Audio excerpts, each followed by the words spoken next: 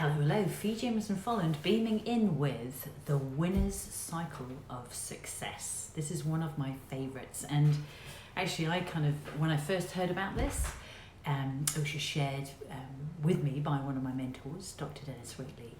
He calls it the victor's cycle of success.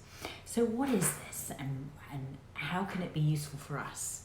Well, for me, part of what has this be so powerful, and when Dr. Dennis shared it with me, it was like, whoa, this was so valuable for me, because I was really finding that I would, some days I just wouldn't feel like focusing on what I knew I needed to be focusing on and being productive, for example.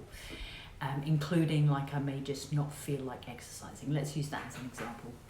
And I actually, at that time, when I first came across this, and Dr. Dennis shared it with me, is that I chose to do a lot of training for a big sponsored bike ride that I was doing to raise funds for the Achilles Foundation, which funds differently abled athletes to get back into mainstream events. And for me at that time, this is back in 2004, I was recovering from surgery on my left knee after having been knocked over by a car on a pedestrian crossing. So I was really motivated to get better, but what I was finding is that I was finding training so challenging that I really needed something else to help me get this done. And having this big goal of raising funds was a great way to do that.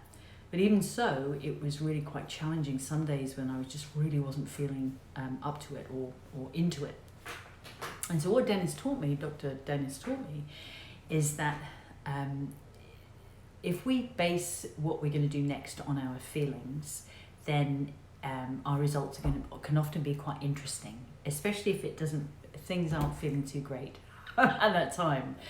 So what he invited me to consider was the opportunity to what he calls change my state. So in other words, change what I'm focusing on, change the way I'm seeing something, my perspective. So in other words, it's the difference between whether we see the glass is half full or the glass is half empty. And so what he showed me is that when I focus on shifting my state, if it's not an ideal state, then that can really help me get into action, which it creates a whole new set of results, rather than just based on, I really don't feel like it. So the results I get are feeling a bit cruddy and not doing anything. So the way that we can change our state is unique to each of us. So we've got our own recipe when it comes to that. So for me, what really helps, one way, is to use, let me see, what would be the various mantras really help me. So things like, you've got this, Fee, you can do this, Fee, little things like that can make the biggest difference. So I might repeat that. So I've got these things that I can be doing. Another one is simply to look upwards, because I don't know if you've noticed, if I'm doing a bit of miserable, it's generally that my shoulders would be hunching down. This is something that Tony Robbins talks about, hunching down, kind of looking down. Whereas if I look up and put my shoulders back, I always feel better. The other thing too is focusing on people I love and what I'm grateful for. And that really helps me to shift my state to seeing that the glass is half full rather than half empty.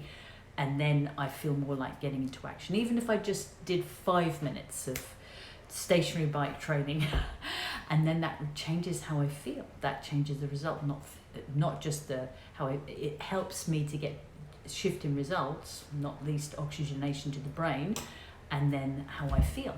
So it sends us in that direction in terms of the cycle of success. And I've got a little picture of that, a little infographic. So let me know if you'd like a copy of that. And in the meantime, I will see you on this week's Alive with Fee. Ciao for now.